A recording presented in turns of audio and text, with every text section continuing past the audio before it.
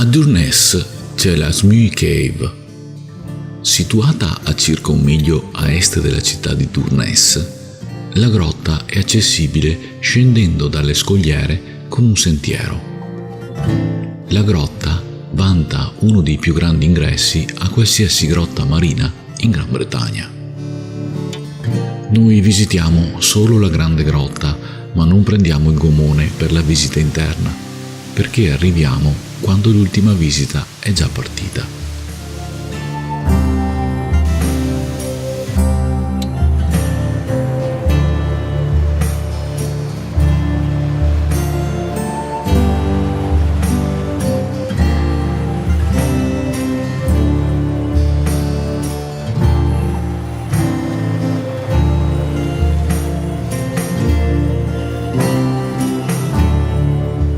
Con questa magnifica natura, gli amanti della fotografia qui si possono sbizzarrire.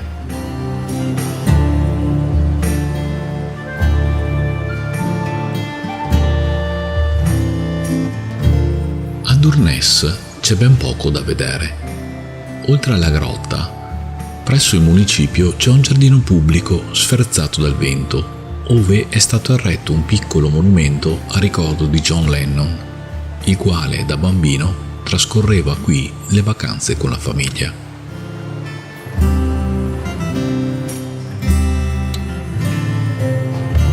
Noi preferiamo prendere la strada che costeggia la costa e andare verso est, ad ammirare il panorama, le spiagge, le scogliere, dove la natura è la padrona.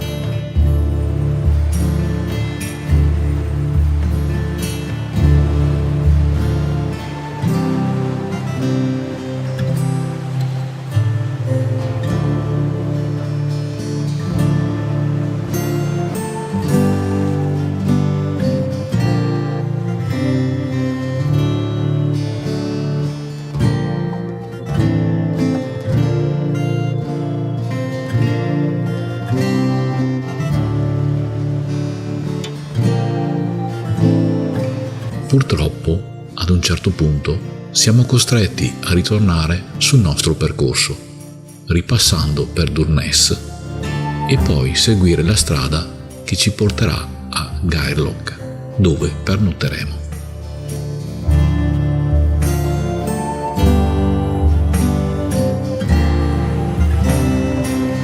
I colori dell'acqua e delle spiagge sono tali che durante il nostro percorso le soste sono continue, anche se pioggia e vento ci accompagnano costantemente.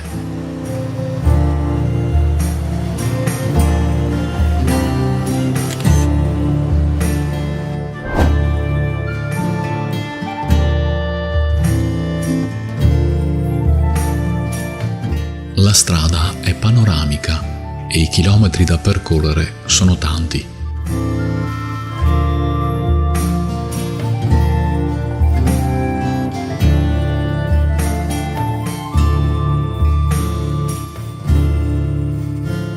Alla fine raggiungiamo Gairloch.